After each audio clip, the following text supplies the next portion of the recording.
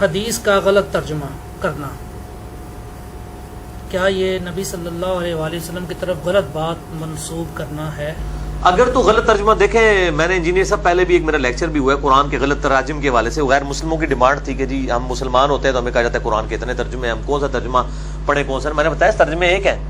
میرا قرآن کو تو چھوڑ دیں، میرا یہ چیلنج ہے کہ میں ایک انگلش میں مضمون لکھ کے 10 MA انگلش کو وہ مضمون دیتا ہوں اور کہتا ہوں ان کو ترجمہ کرو.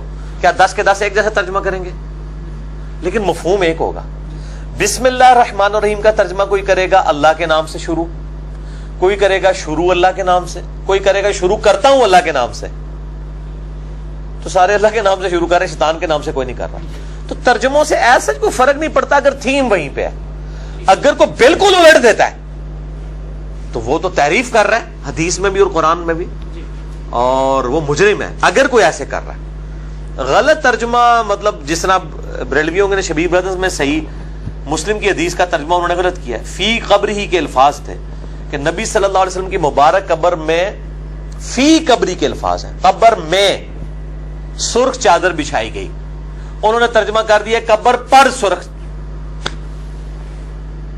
اب پر کے لیے تو عربی میں اعلی آتا ہے، آن،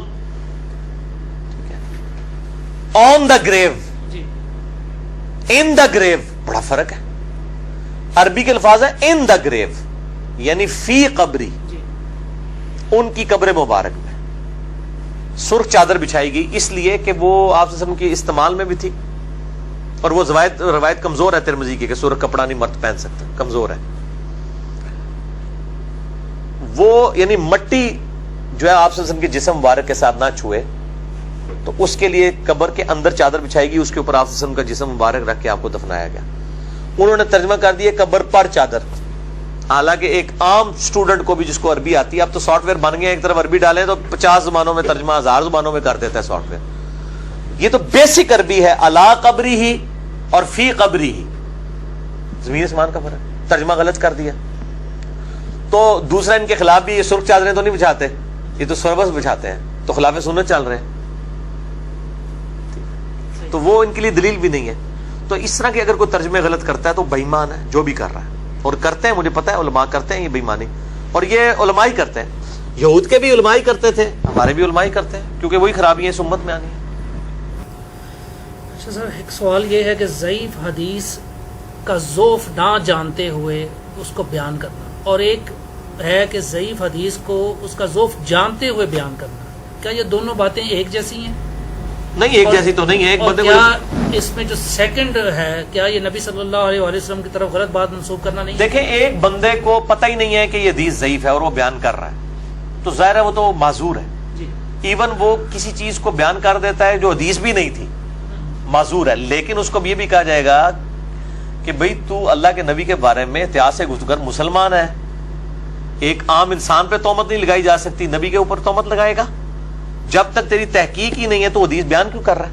کتنے ٹی وی اینکر آ کے حدیثیں بیان کر کے چلے جاتے ہیں، کئی حدیثوں کو قرآن کی آیت کہہ کے بیان کر جاتے ہیں، کئی قرآن کی آیات کو حدیثیں کہہ. تو تم لوگ اللہ کے بندوں بولتے کیوں ہو؟ صحیح مسلم کی پہلی حدیث مولا علی علیہ السلام سے یہ ہے، اور بخاری میں بھی ہے، جس نے میری طرف جھوٹی حدیث منسوب کی اپنا مقام تو وزخ میں دیکھ لیا. اور صحیح مسلم میں جو خوارج والا چیپٹر ہے اس میں مولا علی علیہ السلام کا قول ہے کہ مجھے آسمان سے زمین پر گرا دیا جائے، مجھے یہ تکلیف برداشت ہے، لیکن مجھے یہ چیز گوارا نہیں کہ میں حضور پہ کوئی جھوٹی بات منسوخ کروں، کیونکہ اس کا عذاب بہت بڑا ہے.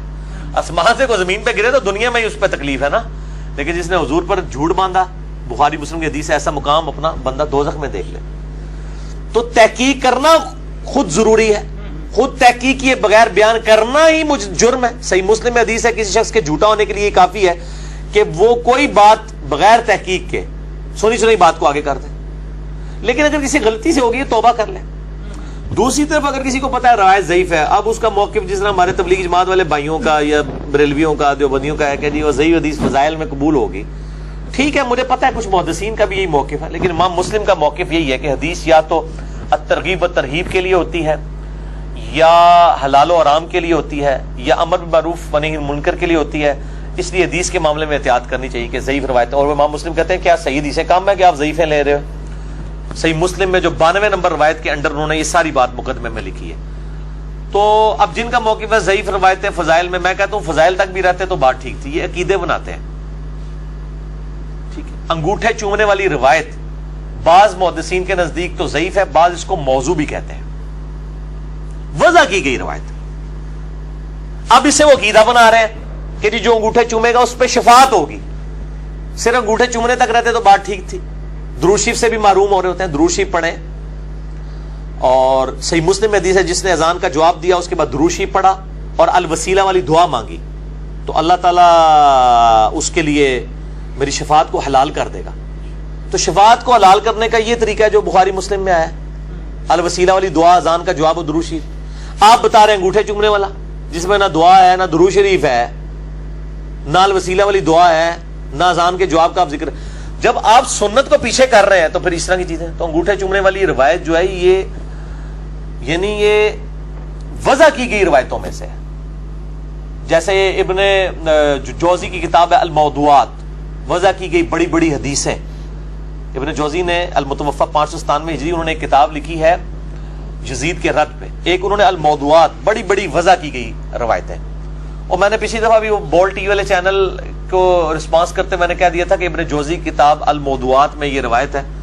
تو میرے اوپر وہ کسی نے کلپ چڑھایا کہ جی کذاب ہے, یہ ہے وہ. بعض کا مکسنگ ہو جاتی ہے. ایک کتاب موضوعات پہ لکھی ہے ملا علی قاری نے بھی, موضوعات کبیر. بیسیکلی یہ اس میں ہے, میں نے اس میں ابن جوزی کا الموضوعات کہہ دیا تھا. خیر انہوں نے انصاف یہ بھی کیا کہ انہوں نے کہا ہم مانتے ہیں روایت کمزور ہے. اور میں نے اس میں یہ بات کہی تھی کہ فقہ حنفی کے تحت یہ مسئلہ بالکل ٹھیک ہے, کیونکہ فقہ حنفی میں خود ملا علی قاری نے بھی موضوعات کبیر میں لکھا ہے کہ وہ اس روایت کو صحیح مانتے ہیں. لیکن ساتھ ہی انہوں نے علامہ سخاوی کا لکھا ہے, سب سے بڑے صوفی جنہوں نے درود شریف پہ القول البدیع لکھا ہے, کہ وہ کہتے ہیں کہ انگوٹھے چومنے والی جتنی روایتیں ہیں نا یہ سب کی سب یا تو جعلی روایتیں ہیں یا ضعیف روایتیں. یہ قول بھی نقل کیا انہوں نے سخاوی کا, ملا علی قاری نے. تو ملا علی قاری کے نزدیک بھی ہے اور فتاوی شامی میں رد المختار میں بھی ہے. جو بندی کم از کم بریلویوں کو ٹانٹ نہ کریں انگوٹھے چومنے پہ, کیونکہ فقہ حنفی تو دونوں کی ایک ہے. وہ نہ کہ ضعیف روایتیں ورنہ ان کی فضائل مال بھی فارغ ہوگی. ہم اس کے اوپر کوئی اس طریقے سے کوئی فتویٰ بازی نہیں والا معاملہ نہیں کرتے. ہم کہتے ہیں مضبوط روایتیں بیان کریں. جو امام مسلم نے مقدمے میں لکھا ہے کہ کیا صحیح حدیثیں ختم ہو گئی ہیں کہ آپ ضعیف روایتیں بیان کریں. اور خود مطلب غلام سو سعیدی صاحب نے بھی اس روایت کے حوالے کے نیچے لکھا ہے موضوعات کبیر ملا علی قاری کا, اور انہوں نے بس وہ نقطہ ان کا نقل کیا. یہ انصاف انہوں نے کیا کہ انہوں نے علامہ سخاوی کے حوالے سے لکھا کہ وہ ان روایتوں کا کیٹاگوریکل ڈینائی کرتے ہیں. تو چلے اچھا ہو گیا, میرے ذہن میں بات تھی تو میں کر دی. تو مجھے اپنی کوئی کہیں پہ میری کوئی سلپ آف ٹنگ ہو جائے, کہیں ریفرنس کے اندر آگے پیچھے ہو جائے, مجھے کوئی آر نہیں ہے غلطی ماننے کے اوپر, نہ مطلب اس کے اوپر کوئی بندہ یہ کہ جناب یہ ہو گیا وہ ہو گیا. تو ضعیف روایت بیان ہی نہیں کرنی چاہیے, بچنا چاہیے. کیا صحیح حدیثیں کم ہو گئی ہیں پھر اس کا نقصان ہوگا. یہ صرف فضائل تک نہیں رہتے ہیں, یہ پھر عقیدے بناتے ہیں اسے, اور کہاں تک بات لے جاتے ہیں. تو میں کہتا ہوں کہ کل دا ایول ان دا بڈ, چور سے پہلے چور کی ماں کو مارو, یعنی برائی کو اس کی جڑ میں ختم کرو. آپ کمزور روایتیں بیان نہ کریں. ٹھیک ہے سر. ایک حدیث آج میں نے صبح ہی فجر کی نماز جس مسجد میں پڑھی اس میں یہ اس طرح بیان ہوئی تھی, اور جو کچھ بات تھی وہ میں آپ کو بتاتا ہوں کہ کس طرح بیان ہوئی ہے. کہ رسول اللہ صلی اللہ علیہ وسلم گھر میں جب داخل ہوتے تو سلام کہتے تھے. اور اس حدیث کو بیان کرنے کے بعد ایک جو امام صاحب تھے انہوں نے کہا جی کہ ایک فلاں حضرت اور مولانا نے یہ بھی لکھا ہے کہ گھر میں داخل ہوتے وقت گھر میں پہلے دایاں پاؤں رکھنا چاہیے. اب اگر دایاں پاؤں رکھنا سنت سے ہمیں ملتا ہے کہ حدیث بھی اس بارے میں موجود ہے, تو پھر ان بزرگ کے حوالے سے بات کرنے کا کیا مقصد ہے؟ کیا وہ نبی صلی اللہ علیہ وآلہ وسلم کے مقابلے میں لانا ہے ان کو؟ نہیں, جاہل آدمی یہ تو اسی سے پوچھے, مقابلے میں تو نہیں لا رہا. وہ تو اپنے بزرگوں کو سنا, وہ تو صحیح بخاری مسلم میں حدیث ہے. ہم عائشہ رضی اللہ تعالیٰ کہتی ہیں نبی علیہ السلام اپنے پسندیدہ جتنے اپنے اعمال تھے, پسندیدہ اعمال ہوتے تھے, وہ دائیں طرف سے شروع کرتے تھے. مطلب ٹوائلٹ میں جاتے وقت آیا کہ بایاں پاؤں رکھنا, مسجد میں جاتے وقت دایاں, گھر میں ایون کرتے کی آستین بھی پہلے دائیں کی پہنی پھر بائیں کی پہنی, دائیں طرف سے شروع فرماتے تھے. کھانا بھی دائیں ہاتھ سے کھاتے تھے. اور صحیح مسلم میں حدیث ہے آپ صلی اللہ علیہ وآلہ وسلم نے ایک شخص کو دیکھا وہ بائیں ہاتھ سے کھا رہا تھا. آپ فرمایا دائیں ہاتھ سے کھا, بائیں ہاتھ سے شیطان کھاتا ہے. اس نے اپنی عزت نفس کی حفاظت کے لیے جھوٹی موٹی کہہ دیا کہ میرا تو دائیں ہاتھ کام ہی نہیں کرتا. تو آپ کی مبارک زبان سے نکل گیا کہ تیرا دائیں ہاتھ پھر کام نہ ہی کرے. نہ ہی اٹھے, اسی وقت اس پہ فالج کا اٹیک ہوا, پوری زندگی اس کا پھر دایاں ہاتھ کام نہیں کیا. کھانے کے معاملے میں یہ حرام ہے کہ کوئی الٹے ہاتھ سے کھائے. باقی اپنے کام آپ الٹے ہاتھ سے کر سکتے ہیں, رائٹنگ والا. باقی جو چیز دین کے طور پہ تعلیم کی گئی ہے وہ کھانا ہے.